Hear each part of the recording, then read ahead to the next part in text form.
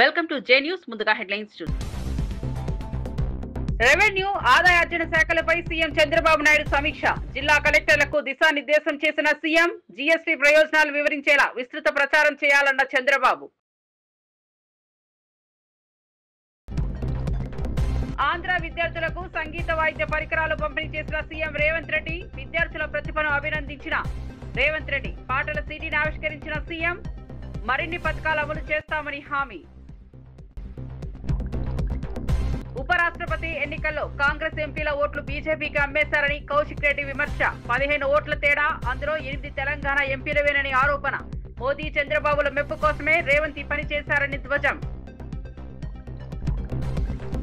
ఇక వార్త వివరాల్లోకి వెళ్తే, అమరావతిలో జరిగిన కలెక్టర్ల సదస్సులో ముఖ్యమంత్రి చంద్రబాబు నాయుడు పలు కీలక నిర్ణయాలు ప్రకటించారు. చెత్త మీద పన్నును పూర్తిగా తొలగించామని స్పష్టం చేశారు. జనవరి 1 నుంచి రాష్ట్రంలో ఎక్కడా వ్యర్థాలు కనిపించకూడదని ఆదేశాలు జారీ చేశారు. ఎవరి పరిధిలోనైనా చెత్త గుట్టలు కనపడితే సంబంధిత అధికారులపై కఠిన చర్యలు తీసుకుంటామని హెచ్చరించారు. విద్యార్థులకు ప్రభుత్వం అందించిన గ్రీన్ పాస్పోర్ట్ పథకాన్ని విస్తృతంగా ప్రచారం చేయాలని అధికారులకు సూచించారు. పర్యావరణ పరిరక్షణ, శుభ్రత, పరిశుభ్రతపై అధికారులు ప్రత్యేక దృష్టి పెట్టాలని ఆదేశించారు. రాష్ట్రాన్ని శుభ్రంగా, హరితంగా తీర్చిదిద్దేందుకు అందరూ కలిసికట్టుగా పనిచేయాలని సీఎం పిలుపునిచ్చారు. వేస్ట్ అంతా అక్టోబర్ 2 క్లియర్ అవుతుంది. కొద్దిగా మిగిలిపోతుంది. జనవరి 1 నుంచి వేస్ట్ అనే మాట ఎక్కడా కనపడకూడదు. That is your responsibility. You take all precautions. అక్కడి నుంచి ఉంటే మాత్రం ఫర్మ్గా యాక్షన్ తీసుకుంటాం. అది కూడా మీరు వర్కౌట్ చేసుకోండి. 83 లక్షల మెట్రిక్ టన్నులు ఏదైతే లెగసీ వేస్ట్ ఉందో అవన్నీ క్లియర్ చేయగలిగాం. అదే మరి చెత్త మీద పన్ను కూడా మనం తీసేయగలిగాం.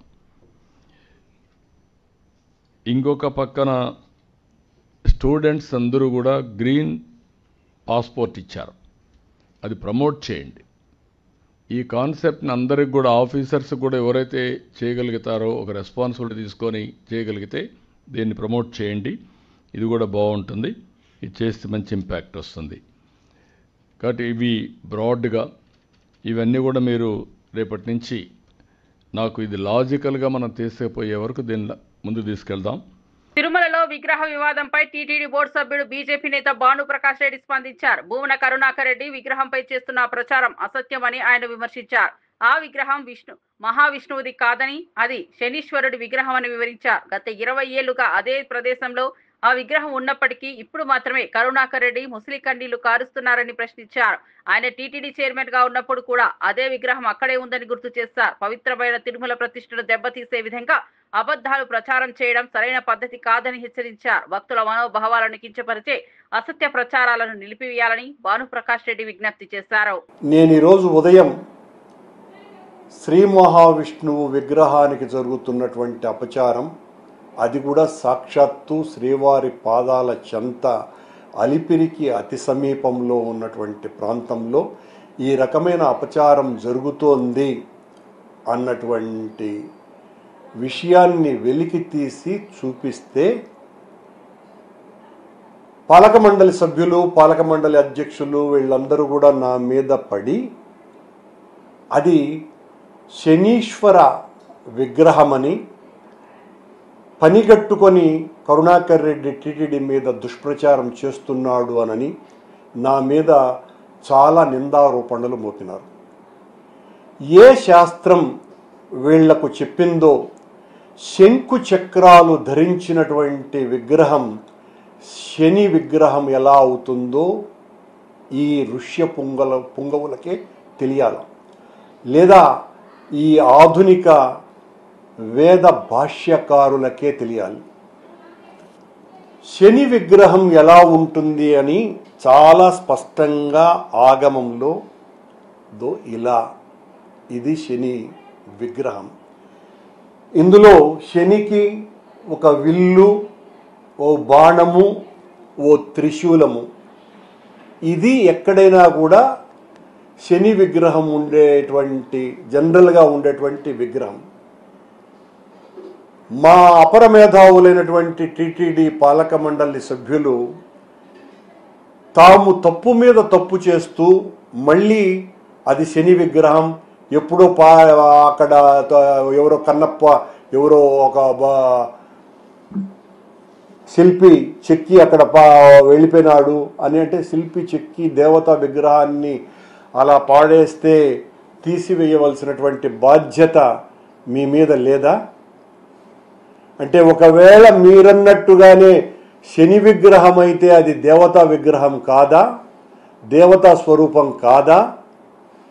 నేను అది శని విగ్రహం కానే కాదని, అది 100%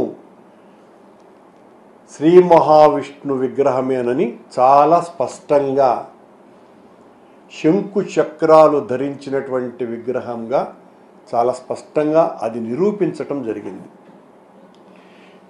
మీరు జరిగిన తప్పును సరిదిద్దుకోకుండా నేను ఆడపోయి మందు బాటలు వేసినానంట.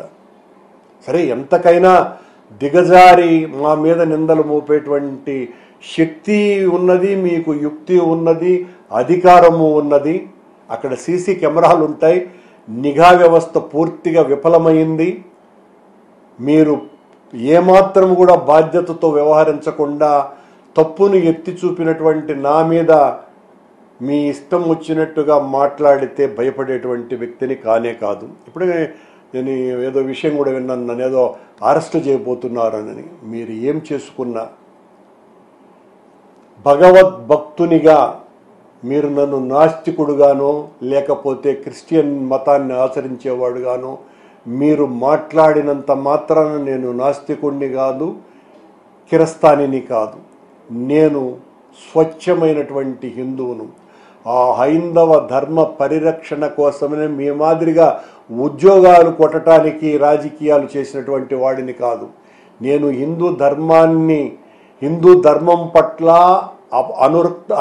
అపరిమితమైనటువంటి అనురక్తి కలిగి భక్తి విశ్వాసాలతో అనేక పూజ్యనీయులైనటువంటి స్వాముల ద్వారా విషయ సంగ్రహం చేసి మాట్లాడేటువంటి వ్యక్తినే తప్ప నోటికి వచ్చినట్టుగా మాట్లాడేవాడిని కాదు. అలాగే స్వామివారు నన్ను కనుకరించినాడు కాబట్టే అనుగ్రహించినారు కాబట్టే నాకు 3 సార్లు టీటీడీ బోర్డు పదవి. కరీంనగర్ లో అంధ విద్యార్థుల కోసం నిర్వహించిన ప్రత్యేక కార్యక్రమంలో ముఖ్యమంత్రి రేవంత్ రెడ్డి పాల్గొన్నారు. జిల్లా సంక్షేమ శాఖ ఆధ్వర్యంలో అంధ విద్యార్థులకు సంగీత శిక్షణ అందించే కార్యక్రమంలో భాగంగా సంగీత వాయిద్య పరికరాలను సీఎం స్వయంగా విద్యార్థులకు అందజేశారు. ఈ సందర్భంగా విద్యార్థులు తమ ప్రతిభను ప్రదర్శిస్తూ పాటలు పాడగా సీఎం రేవంత్ రెడ్డి వారిని అభినందించారు. విద్యార్థులు పాడిన పాటలతో కూడిన ప్రత్యేక సిడీని ఆయన ఆవిష్కరించారు. ఈ కార్యక్రమంలో మంత్రులు Ponnam Prabhakar, Adluri Laxman, MP Anil Kumar Yadav, GHMC mayor Vijayalakshmi పాల్గొన్నారు. విద్యార్థుల ప్రతిభను గుర్తించి వారికి మరింత ప్రోత్సాహం ఇవ్వాలని ప్రభుత్వం కట్టుబడి ఉందని సీఎం హామీ ఇచ్చారు. అంధ విద్యార్థుల కోసం మరిన్ని ప్రత్యేక పథకాలు అమలు చేస్తామని సీఎం స్పష్టం చేశారు.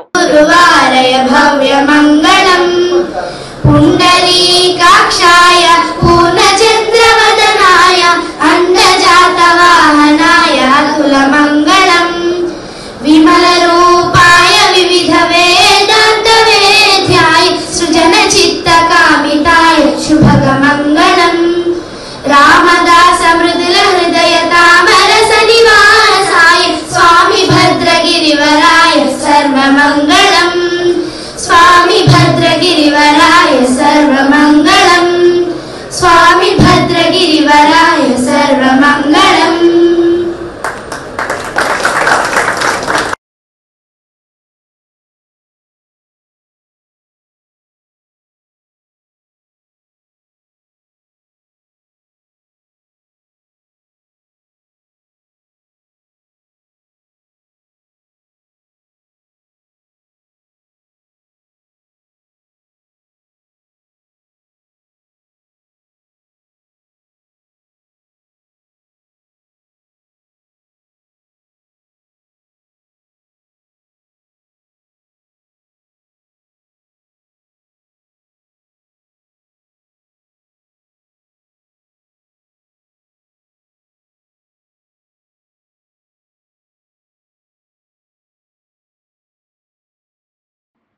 బీఆర్ఎస్ లో అంతర్గత విభేదాలు తారాస్థాయికి చేరాయని టీపీసీసీ మీడియా కమిటీ చైర్మన్ సామ రామ్మోహన్ రెడ్డి సంచలన ఆరోపణలు చేశారు.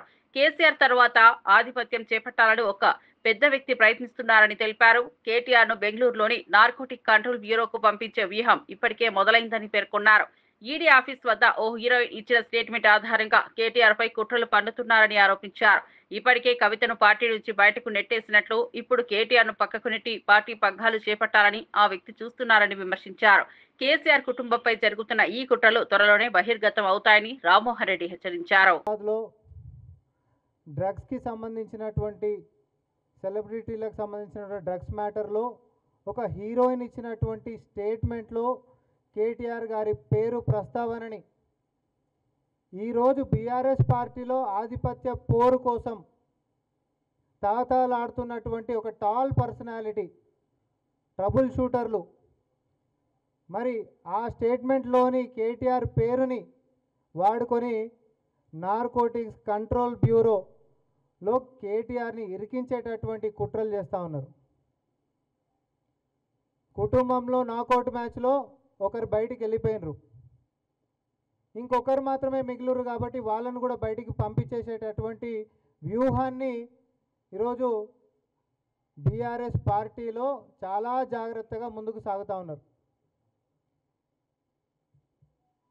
అప్పటి కేసులో ఆ స్టేట్మెంట్లో ఉంటున్నటువంటి పేరుతోటి ఎప్పటికైనా భవిష్యత్తులో ఇరకాటంలో పెట్టొచ్చు అనేటటువంటి దురుద్దేశంతో తద్వారా రాజకీయ లబ్ధి పొంది ఆ పార్టీలో ఆధిపత్యానికి వచ్చి పార్టీ పగ్గాలు చేతబట్టాలనేటటువంటిది నెక్స్ట్ కాంపిటీటర్ అయినటువంటి టాల్ పర్సనాలిటీకి మాత్రమే ఉంటుంది. కాబట్టి ఈ కుట్రల పాపం ప్రపంచానికి తెలియకుండా చేస్తామని చెప్పి అనుకుంటున్నట్టు కానీ దురదృష్టవశాత్తు అన్ని విషయాలు బయటకు వస్తూనే ఉంటాయి. నాకు తెలిసి ఈ వేదిక మీదకించి మేము చెప్తున్నటువంటి దాంతో కేటీఆర్ గారికి కూడా తెలుస్తుందని మేము అనుకుంటా ఉన్నాం. వాళ్ళకు ఉంటున్నటువంటి అంతర్గత పోరుతోటి రేపొద్దున ఎప్పటికైనా కేటీఆర్ అనేటటువంటి వాడే పార్టీ పగ్గాలు చేతపడతాడు. అది జరగొద్దు అని అంటే కేటీఆర్ని గట్టిగా ఇరికించేటటువంటి ఒక వ్యవహారం ఉండాలి. కాబట్టి narcotics control bureau zonal office బెంగళూరులో ఉంటున్నటువంటి దాని దగ్గర వ్యూహం పన్నుతున్నది ఎవరు అనేటటువంటిది భవిష్యత్తులో మీరు అందరు కూడా చూస్తారు. ఇది ప్రజల ముందు మేము పెట్టదలుచుకున్నాం.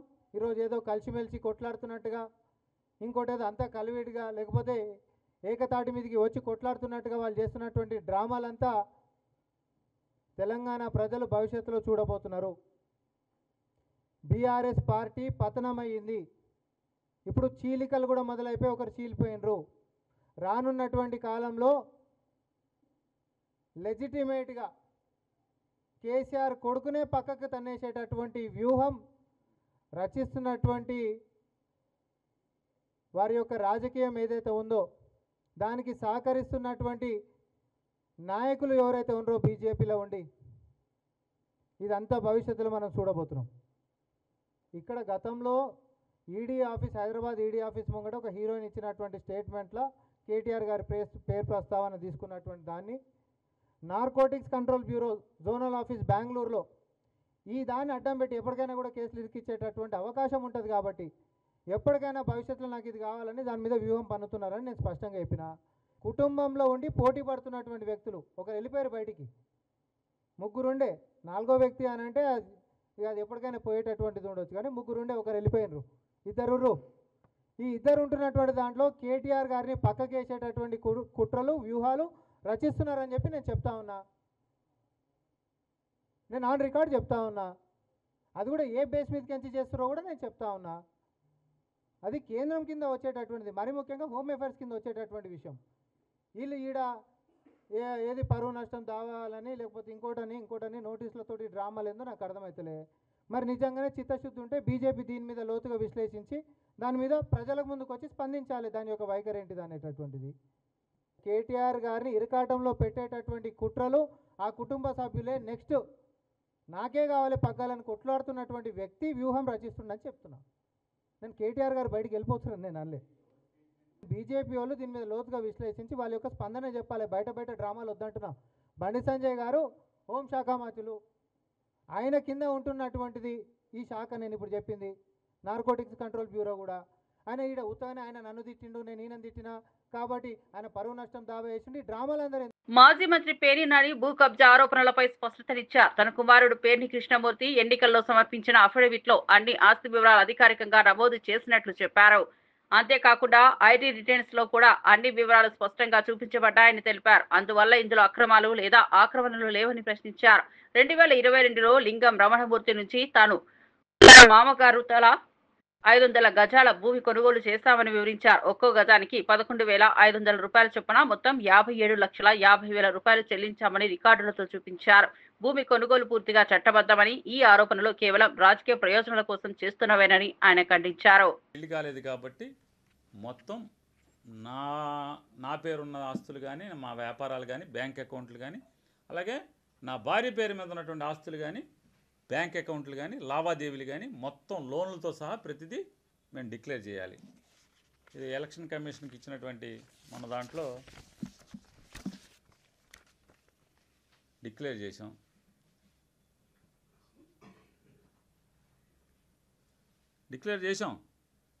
ఏంటి దాపరకం ఎక్కడుంది? రిజిస్టర్ ఆఫీసులో డాక్యుమెంటు, ఇన్కమ్ ట్యాక్స్ రిటర్న్స్లో ఫైల్ చేసాం. ఇన్కమ్ ట్యాక్స్ రిటర్న్స్ ఏదయ్యా చూడు శ్యామ్, చూడ సుధా గారిది ఇన్కమ్ ట్యాక్స్ రిటర్న్స్ మొన్నటిది లాస్ట్ ఇయర్ది. మరి దీంట్లో ఉంది కదా 250 ఇదిగో మా income tax returns. Income tax రిటర్న్స్లో కూడా ఉందిగా ఆస్తి కొనుక్కున్నామని. ఎంత పెట్టి కొనుక్కున్నాం? గజం 11,500 రూపాయలు. గజం 11,500 రూపాయల చొప్పున 57,50,000 రూపాయలని లింగం రమణమూర్తి గారికి మనీ ట్రాన్స్ఫర్ చేసి రిజిస్ట్రేషన్ చేసుకోవడం జరిగింది. మా మామగారు కూడా 57,50,000 పెట్టి ఆయన కూడా చేసుకున్నాడు. ఎందుకు చేసుకున్నారు, ఎట్లా చేసుకుంటే అన్ని ఇన్కమ్ ట్యాక్స్ లింకులు ఉన్నాయి. ఆ లింకులు కూడా మీకు తెలుసు, చెప్తా, దానికి కూడా వస్తా. బీఆర్ఎస్ ఎమ్మెల్యే పాడి కౌశిక్ రెడ్డి కాంగ్రెస్ ప్రభుత్వంపై తీవ్ర విమర్శలు గుప్పించారు. రేవంత్ రెడ్డి నిజంగా కాంగ్రెస్ ముఖ్యమంత్రా లేక బీజేపీ ముఖ్యమంత్రా అని ప్రశ్నించారు. నరేంద్ర మోదీ ఏది చెబితే అదే రేవంత్ రెడ్డి అమలు చేస్తున్నారని ఆరోపించారు. కాంగ్రెస్ పార్టీని రేవంత్ నడుము సముద్రంలో ముంచుతున్నారని తీవ్ర వ్యాఖ్యలు చేశారు. తమ హయాంలో గ్రూప్ 1 పరీక్షలు జరిగినప్పుడు బీజేపీ నేత బండి సంజయ్ హంగామా చేశారని, ఇప్పుడు మాత్రం కేంద్ర మంత్రిగా ఉన్న ఆయన రేవంత్ రెడ్డిపై ఒక్క మాట కూడా మాట్లాడడం లేదని ప్రశ్నించారు. తెలంగాణలో కాంగ్రెస్, బీజేపీ 2 పార్టీలు ఒకే విధంగా కలిసి పనిచేస్తున్నాయని కౌశిక్ రెడ్డి ఆరోపించారు. ప్రజలు ఈ దొంగలాటను గమనిస్తున్నారని హెచ్చరించారు. హైదరాబాద్ ఎంబీబీఎస్ మెట్రో స్టేషన్ లో ఏర్పాటు చేసిన పాస్పోర్ట్ సేవా కేంద్రాన్ని రవాణా శాఖ మంత్రి పొన్నం ప్రభాకర్ ప్రారంభించారు. ఈ సందర్భంగా ఆయన మాట్లాడుతూ రాష్ట్రంలోని ప్రతి ఒక్కరూ పాస్పోర్ట్ కలిగి ఉండాలని సూచించారు. ఆధార్, ఓటర్ కార్డు లాగా పాస్పోర్ట్ కూడా తప్పనిసరి కావాలని అన్నారు. పాస్పోర్ట్ ఉండటం వల్ల విదేశీ ప్రయాణాలు సులభతరం అవుతాయని, విద్య, ఉద్యోగ అవకాశాలు పొందడంలో ఉపయోగకరంగా ఉంటుందని వివరించారు. ప్రజలు పాస్పోర్ట్ పొందడంలో ఎలాంటి ఇబ్బందులు రాకుండా కేంద్రం, రాష్ట్రం సమన్వయంతో చర్యలు తీసుకుంటున్నామని తెలిపారు. పాస్పోర్ట్ సేవా కేంద్రాల ద్వారా వేగంగా దరఖాస్తులను పరిష్కరిస్తామని, యువత తమ భవిష్యత్తును నిర్మించుకోవడానికి అవకాశాన్ని వినియోగించుకోవాలని మంత్రి పిలుపునిచ్చారు. బీజేపీ పార్టీ ముఖ్యమంత్రియా మాకైతే అర్థమైతలేదు. కానీ కాంగ్రెస్ పార్టీ కార్యకర్తలని, నాయకులని చూస్తుంటే జాలేస్తూ ఉంది. ఎందుకంటే రేవంత్ రెడ్డి గారు కాంగ్రెస్ పార్టీని తీసుకుపోయి సముద్రంలో ముంచుతా ఉన్నాడు. మొత్తము బీజేపీకే సాయం చేస్తూ ఉన్నాడు. ఇలా నరేంద్ర మోడీ గారు ఏది చెప్తే అది ఇవాళ రేవంత్ రెడ్డి గారు చేస్తూ ఉన్నారు. ఇలా ఒక్కటి నేను అడుగుతా ఉన్నా, ఇలా బీజేపీ వాళ్ళకి రేవంత్ రెడ్డి గారికి ఇలా టైఅప్ లేకపోతే నేను మరొక్కసారి సవాలు విసురుతా ఉన్నా. ఇలా గ్రూప్ 1 ఎగ్జామ్ మీద బాజాబ్తు ఇలా గ్రూప్ 1 పోస్టులో అమ్ముకున్నారు మీరు అని బాజాబ్తు మేము చెప్పినాం. హైకోర్టు కూడా చాలా సీరియస్గా దాని మీద ఆర్డర్ ఇచ్చింది. మరి మీకు దమ్ముంటే, మాకు ఇష్టం లేదు కానీ భాషకు చెప్తున్నాం, దమ్ముంటే మీరు ఈ గ్రూప్ 1 దాని మీద సిబిఐ ఎంక్వైరీ అయ్యండి. ఆనాడు బండి సంజయ్ గారు మా పప్పుడు గ్రూప్ 1 అయినప్పుడు ఎంత హంగామా చేసిండ్రు మీరు గుర్తు తెచ్చుకోండి. మరియు ఇవాళ గ్రూప్ 1 మీద ఇంత పెద్ద స్కామ్ అయితే బండి సంజయ్ గారే ఈ భారతదేశానికి హోమ్ మినిస్టరు. మరి బండి సంజయ్ గారు, మీరు రేవంత్ రెడ్డి గారు, బీజేపీ వాళ్ళు, కాంగ్రెస్ వాళ్ళు టైఅప్ లేకపోతే గ్రూప్ 1 మీద సిబిఐ ఎంక్వైరీ అయ్యండి. ఎందుకు దాని మీద వేయరు? ఎందుకంటే వాళ్ళు టైఅప్ ఉన్నారు కాబట్టి. ఎక్కడ వేస్తారు? రాష్ట్రంలో ఫీజు రీయింబర్స్మెంట్ సమస్యపై ప్రభుత్వం కీలక నిర్ణయం తీసుకుంది. బీఆర్ఎస్ పాలనలో ఫీజు రీయింబర్స్మెంట్ వ్యవస్థ పూర్తిగా దెబ్బతిన్నదని ఆరోపణలు వినిపిస్తున్నాయి. కాలేజీలకు బకాయిలు భారాన్ని మోపి విద్యార్థులకు ఇబ్బందులకు గురి చేస్తున్నారని విమర్శలు వెలువెత్తాయి. కానీ ప్రస్తుత ప్రభుత్వం మాత్రం విద్యార్థుల భవిష్యత్తు దృష్ట్యా ఈ బకాయిలను చెల్లించేందుకు ముందుకొచ్చింది. ప్రభుత్వానికి ఆర్థిక భారం పెరిగినా విద్యార్థుల చదువు ఆగిపోకుండా చర్యలు తీసుకుంటామని స్పష్టం చేసింది. పేద విద్యార్థుల విద్యను కాపాడమే తమ ప్రభుత్వ ప్రధాన ధ్యేయమని మంత్రివర్గం హైలైట్ చేసింది. రాబోయే రోజుల్లో ఇలాంటి సమస్యలు మళ్లీ తలెత్తకుండా ప్రత్యేక పథకాలు రూపొందిస్తామని అధికారులు తెలిపారు. విద్యార్థులు నిస్సంకోచంగా తమ చదువును కొనసాగించాలని ప్రభుత్వం పిలుపునిచ్చింది. బాబు తిన్నాడా పడుకున్నాడా ఇదే టెన్షన్ మాకు. వాళ్ళు ఒక గోల్ అనుకున్నారంటే ఆ గోల్ సాధించాలని ఎన్ని నిద్రలేని రాత్రులు గడిపారో, ఎంత ఉపవాసాలు ఉన్నారో, ఎంత కష్టపడ్డారో అది మాకు కళ్ళ నిండా మేము వీడియో కాల్ చేసి మేము చూసినాం. ఒక్కొక్క రోజు 2టికి 3టికి రేపు ఎగ్జామ్ అనగా ఇంకా అదేంటి కోచింగ్ సెంటర్లో అశోక్ నగర్లో ఉన్నప్పుడు కూడా చాలా రాజకీయాల తరపున ఇది పెట్టొద్దనో చేయొద్దనో వగేర ఏదైనా వైరల్స్ కావచ్చు, కానీ దాని ప్రభావం కూడా పిల్లల మీద చదువుకోకుండా డిస్టర్బెన్స్ అయింది. అయినా కూడా కోచింగ్ సెంటర్ల నుండి మా బాబు బయటకు రాలేడు. తన జీవితం ఏంది, తన పట్టుదల ఏంది, తన కృషి ఏంది అని తను మాత్రం స్ట్రాంగ్గా ఉన్నాడు. అన్ని డిస్టర్బెన్స్ మధ్యన ప్రిలిమ్స్ ఒకసారి మీరు పెట్టిన తర్వాత కూడా దానికి ప్రిలిమ్స్లో ఏదో జరిగింది, అవకతవకలు జరగాలంటే ఎవరో చేసిన పాపానికి మా పిల్లలు బలైనరు. సరే అప్పుడు కూడా పిల్లలకు అంత మెరిట్ లిస్ట్లో వచ్చినాక కూడా వాళ్ళ మైండ్ అనేది డైవర్ట్ కాకుండా సెకండ్ ప్రిలిమ్స్ పెట్టారు. అప్పుడు క్వాలిఫై అయ్యారు. అప్పుడు తమ్ము లేదన్నారు. అంతా ఎవరి మిస్టేక్స్, పిల్లల మిస్టేక్స్ కాదు కదా. అది కూడా తన్నుకొని బయటపడ్డారు. థర్డ్ ప్రిలిమ్స్కు క్వాలిఫై అయినారు, మెయిన్స్ రాశారు. మెయిన్స్ ముంగట కూడా చాలా డిస్టర్బెన్స్లు వచ్చాయి. అయినా కూడా వాళ్ళు కాన్ఫిడెన్స్ తగ్గకుండా చాలా కష్టపడి కృషితోని వాళ్ళు పట్టుదలతో మెయిన్స్ రాశారు. మెయిన్స్ రాసినా కూడా అప్పుడు రిజల్ట్ వచ్చినప్పుడు, ర్యాంక్ వచ్చినప్పుడు ఎవ్వరూ ఏం మాట్లాడని వాళ్ళు తీరా ఇప్పుడు మెడికల్ అన్నీ అయిపోయి తీరా జాబ్లో జాయిన్ అయ్యే ముందు ఇలా అయింది అలా అయింది అని అపోహలు రావడము, ఒకరి మీద ఒకరు రాజకీయ పరంగా స్వార్థపరంగా, రాజకీయ నాయకుల స్వార్థపరంగా ఇలాంటి ఇష్యూస్ తేవడము పిల్లల జీవితాలను అన్యాయం చేసినట్టయితే ఒక పిల్లల భవిష్యత్తు ఆలోచించండి. వీళ్ళు ఎంతో కసితో పట్టుదలతో ఈ ర్యాంకు సాధిస్తే తీరా వాళ్ళు రేపు ఆ కుర్చీలో కూర్చోక ముందే వాళ్ళకు నిరాశలు ఎదురవుతుంది. తినే అన్నాన్ని నోట్లోకి పోయే ముందు కింద పడేసినట్టు అయిపోతుంది వాళ్ళకు. ఆ అన్నం కింద పడ్డ అన్నాన్ని వేరుకొని తింటారా, ఆ వేరుకొని తిన్నా మళ్ళీ ఎగ్జామ్ పెట్టాలి అని అంటున్నారు. సపోజ్కి న్యాయ వ్యవస్థను నేను తప్పు పట్టట్లేదు. 3 సార్లు ప్రిలిమ్స్ రాసి మెయిన్ ఎగ్జామ్స్ రాసి రిజల్ట్ వచ్చి ర్యాంక్ వచ్చి మెడికల్ అయిన తర్వాత నమ్మకం లేనిది రేపు ఎగ్జామ్ పెట్టి నమ్మకము మళ్ళీ ఎగ్జామ్ పెట్టి క్వాలిఫై అయినాక నమ్మకం ఉంటుందని గ్యారంటీ అని చెప్పండి. ఏ రాజకీయ నాయకులు దీనికి అండగా ఉంటారు చెప్పండి. రాజకీయ వ్యవస్థలో చేసుకోండి, విద్యార్థుల మీద రుద్దకండి దయచేసి. నేను ఏ పార్టీని ఉద్దేశించి మాట్లాడతట్లేదు. Hyderabad market committee vice chairman Kotla Srinivas BRS working president KTR పై మండిపడ్డారు. రాహుల్ గాంధీ గురించి మాట్లాడే అర్హత కేటీఆర్ కు లేదని అన్నారు. గాంధీ కుటుంబం దేశ స్వాతంత్ర్యం కోసం, ప్రజాస్వామ్యం కోసం చేసిన త్యాగాలను గుర్తు చేస్తూ కాంగ్రెస్ నాయకుల పట్ల గౌరవం చూపాలని సూచించారు. కేటీఆర్ వ్యాఖ్యలు ప్రజాస్వామ్యానికి, చరిత్రకు విరుద్ధంగా ఉన్నాయని విమర్శించారు. తెలంగాణ ప్రజలు గాంధీ కుటుంబం చేసిన సేవలను మరవలేరని, అలాంటి వారిపై అనుచిత వ్యాఖ్యలు చేస్తే క్షమించరని హెచ్చరించారు. రాహుల్ గాంధీ యువతకు ప్రేరణగా నిలుస్తున్నారని, ఆయనపై దాడులు రాజకీయ అసహ్యమేనని అన్నారు. కాంగ్రెస్ త్యాగాల వల్లే ప్రజాస్వామ్యం బలపడిందని కోట్ల శ్రీనివాస్ పేర్కొన్నారు. గాంధీ కుటుంబం, జవహర్లాల్ నెహ్రూ గారు భారత స్వాతంత్ర సమరంలో పాల్గొని 14 సార్లు జైలుకొయిన సంగతి తెలియదా? నవభారత్ నిర్మాణంలో ఆయన యొక్క చరిత్రను ఎవరు కూడా మార్చివేయలేరని సందర్భంగా మనవి చేస్తూ ఉన్నాను. ఈరోజు మరి శ్రీమతి ఇందిరాగాంధీ గారు గరీబీ హఠావో అనే నిదానంతో రాజభరణాలు రద్దు చేసి బ్యాంకులను జాతీయకరణ చేసి ఈరోజు మరి ఒక స్వచ్ఛమైన పాలన అందించిన గౌరవ ఐరన్ ఉక్కు మహిళ మన ఇందిరాగాంధీ గారు అని తెలియదా అని ఈ సందర్భంగా ఆయన అడగదలుచుకున్నా. గాంధీ కుటుంబాన్ని గురించి మాట్లాడేటప్పుడు ఒకసారి ఆలోచించాలి. నా స్థాయి ఏంది, నా ఏజ్ ఏంది, నా కథ ఏంది, నా కార్ఖానా ఏందని. కానీ ఏదో రాహుల్ గాంధీ గురించి మాట్లాడితే నువ్వు పెద్ద గొప్ప నాయకుడు అవుతావు అనుకుంటే నీకంటే మూర్ఖత్వం ఇంకోటి ఉండదని సందర్భంగా మనం చేస్తాం. అదేవిధంగా రాజీవ్ గాంధీ గారు 21 శాస్త్ర సాంకేతిక రంగాలలో భారతదేశాన్ని అగ్రదేశాల సరసన నిలిపిన సంగతి నీకు తెలియకపోతే మీ నాయనని అడిగి తెలుసుకోవాల్సిన అవసరం ఉందని సందర్భంగా మనం చేస్తాను. 21st సెంచరీలో ఈ భారతదేశాన్ని నిలిపిన ఘనత మరి రాజీవ్ గాంధీ గారికి దక్కలేదా అని సందర్భంగా అడుగుతా ఉంది. అదేవిధంగా మరి 2004లో యూపీఏ గెలిచినప్పుడు శ్రీమతి సోనియా గాంధీ గారికి ప్రధానమంత్రి పదవి తీసుకోవడానికి అవకాశం వస్తే అనుభవమైన డాక్టర్ మన్మోహన్ సింగ్ గారికి ఇచ్చిన సంగతి నీకు తెలియదా? 2009లో కూడా మరి ప్రధానమంత్రి అవకాశము మరి రాహుల్ గాంధీ గారికి వస్తే తీసుకోలేదు. అదే అనుభవమైన ఒక ఆర్థిక శాస్త్రకి ఇచ్చిన సంగతి.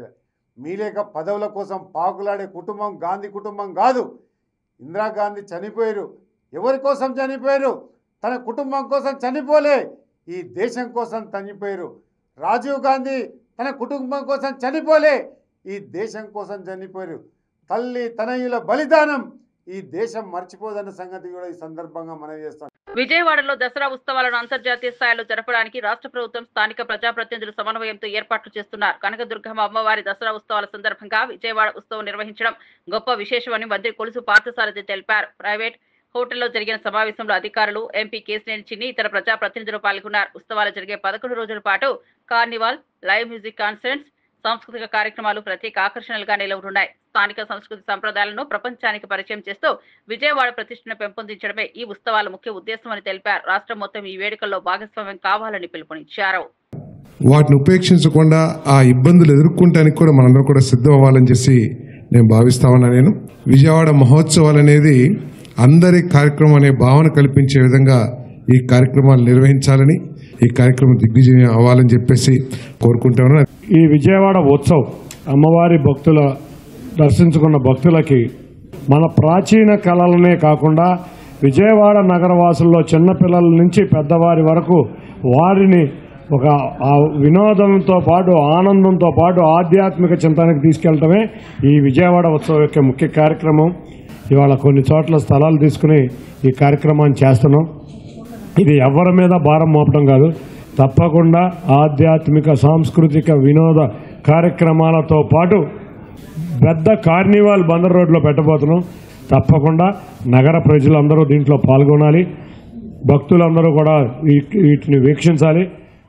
రాజమహేంద్రవరంలో విలేకరుల సమావేశం నిర్వహించిన మాజీ మంత్రి చెల్లుబోయిన వేణుగోపాలకృష్ణ చంద్రబాబు నాయుడుపై తీవ్ర విమర్శలు చేశారు. శెట్టి బలిజలతో ఆటలాడుతున్నారని ఆరోపించారు. 1997లో సీఎం హయాంలోనూ చంద్రబాబు ఇదే విధంగా కుల రాజకీయాలు చేశారని, ఇప్పుడు మళ్లీ అదే బంధాన్ని కొనసాగిస్తున్నారని అన్నారు. శెట్టి బలిజలు చంద్రబాబు కుల ప్రలోభాలకు లోను కాకూడదని సూచించారు. తమ వైఎస్ఆర్ కాంగ్రెస్ పార్టీ ఎప్పుడూ కుల రాజకీయాలకు పాల్పడలేదని, భవిష్యత్తులో కూడా చేయబోవని స్పష్టం చేశారు. శెట్టి బలిజల మనోభావాలు కించపరిచిన చంద్రబాబు ప్రజలతో క్షమాపణ చెప్పాలని ఆయన డిమాండ్ చేశారు. ఈ సమావేశంలో ఇనిసుపేట కోఆపరేటివ్ బ్యాంక్ అన్నపూర్ణరాజు, దేవస్థానం వైస్ చైర్మన్ దుంగా సురేష్, ఇతర నాయకులు పాల్గొన్నారు. ఆయన కొనసాగిన ఏ కాలంలోనూ కూడా అమలు చేయలేదు. 97 నుంచి 2004 మధ్య కానీ 2014 నుంచి 19 మధ్యలో కానీ మధ్యలో జరిగినటువంటి దానికి కారణం ఏంటంటే ఆ రోజే శెట్టిబలి సంఘీయులు ఈ జీవోకి వ్యతిరేకంగా కోర్టుకు వెళ్ళారు. ఈ జీవో అమలు కావడానికి వీల్లేదని, మా అస్తిత్వానికి ఇది భంగం కలుగుతుందని శెట్టి బలిజీలు గారు మాత్రమే సర్టిఫికెట్లు ఇష్యూ చేయాలనేటువంటి దాని మీద వెళ్ళారు. ఏ ప్రభుత్వం కూడా దీన్ని అమలు చేయలే. కానీ మొన్న జూన్ మాసంలో కాస్ట్ మాస్టర్ నెపంతో ఈ జీవోని అమలు చేయడానికి ప్రయత్నించింది చంద్రబాబు నాయుడు గారు. 97లో జీవో ఇచ్చింది చంద్రబాబు నాయుడు గారే. 97 నుంచి గడిచిన 20 సంవత్సరాలుగా అమలు చేయింది చంద్రబాబు నాయుడు గారు 27 ఏళ్ళుగా. మళ్ళీ ఇవాళ ఈ కులంలో ఒక అశాంతిని, అలజడిని సృష్టించడానికి అమలుకు ప్రయత్నించింది చంద్రబాబు నాయుడు గారు. పాపం దీన్ని వైఎస్ఆర్ కాంగ్రెస్ పార్టీపై నెట్టేయాలని ఒక నాటకానికి తెరదీశారు. వారు ఈ నాటకంలో ఎలా దొరికారంటే GO number 25 dated GO number MS number 25 10/11/2023న ఒక జీవో రిలీజ్ అయింది. ఆ జీవోలో శెట్టి బలిజా కమ్యూనిటీ పర్టికులర్గా extended the removal of area restrictions in the respected Setti Balija caste community to all the districts in the state of Andhra Pradesh bearing the districts cater Rayalaseema region, అంటే రాయలసీమ రీజియన్లో ఉన్నటువంటి ఆ జిల్లాలు మినహాయిస్తూ శెట్టి బలిజీలకు సర్టిఫికెట్ ఇమ్మని కోరటం జరిగింది. నేను అడుగుతున్నా, ఎవరైతే ఇవాళ ఈ పాలాభిషేకాలకి పొరుగుల్పారో, ఈ విషయంలో చంద్రబాబు నాయుడు గారు గొప్పగా చేశారని చెప్తున్నారో, వారు మాట్లాడినటువంటి మాటల్ని ఒక్కసారి వినాలి. ఈ మాటలు ప్రజల పట్ల చంద్రబాబుకు ఏ మాత్రం చిత్తశుద్ధి లేదని మండిపడ్డారు. విజనరీ అని చెప్పుకునే చంద్రబాబు నిజానికి కేవలం ప్రయోజనాలకే పనిచేస్తున్నారని ఆరోపించారు. జగన్మోహన్ రెడ్డి కట్టించిన మెడికల్ కాలేజీలను చూపిస్తామని, తనతో వచ్చే ధైర్యం ఉందా అని చంద్రబాబుకు సవాల్ విసిరారు. ప్రజల సంక్షేమాన్ని పక్కన పెట్టి ప్రైవేట్ ప్రయోజనాల కోసం వ్యవహరించే రాజకీయాలను తాము ఎట్టి పరిస్థితుల్లోనూ అంగీకరించబోమని కళ్యాణి స్పష్టం చేశారు. కేవలం 5 ఏళ్లు పరిపాలించారు. అందులో 2 ఏళ్లు కరోనాకు పోయింది. కానీ ఆ తక్కువ సమయంలోనే 17 మెడికల్ కాలేజీల నిర్మాణం చేపట్టాలని 8,500 కోట్లతో అతను ఆలోచన చేయడమే కాకుండా నిర్మాణం ప్రారంభించారు. అలాగే 5 మెడికల్ కాలేజీలు అతను ముఖ్యమంత్రిగా ఉన్న ఆ తక్కువ కాలంలోనే నిర్మాణం పూర్తయిపోయి క్లాసులు కూడా ప్రారంభం అవడం జరిగింది. అలాగే ఎన్నికలు అయిపోయి కూడా మనం చూసాం పాడేరు మెడికల్ కాలేజీలో అడ్మిషన్స్ ప్రారంభమయ్యాయి. అంటే జగనన్న అంతగా పేదలకు సూపర్ స్పెషాలిటీ వైద్యం అందించాలనే ఉద్దేశంతో ప్రతి నియోజకవర్గానికి ప్రతి పార్లమెంట్ నియోజకవర్గానికి ఒక మెడికల్ కాలేజ్ రావాలని అంతగా తాపత్రయపడితే ఈ చంద్రబాబు నాయుడు గారు ముఖ్యమంత్రి అయ్యాక ఈ మెడికల్ కాలేజీల వలన నిర్మాణం ఆలోచన జగనన్న చేయడం వలన ఆ ప్రాంతంలో భూములు విలువ పెరిగాయి, నిర్మాణాల విలువ పెరిగాయి. కాబట్టి తన సొంత వ్యక్తులకి అలాగే ప్రైవేటు వ్యక్తులకి తన బినామీలకి ఈ మెడికల్ కాలేజీలు కట్టబెట్టాలనే ఉద్దేశంతో ఈ విధంగా మరిన్ని అప్డేట్స్ కోసం చూస్తూనే ఉండండి జే న్యూస్.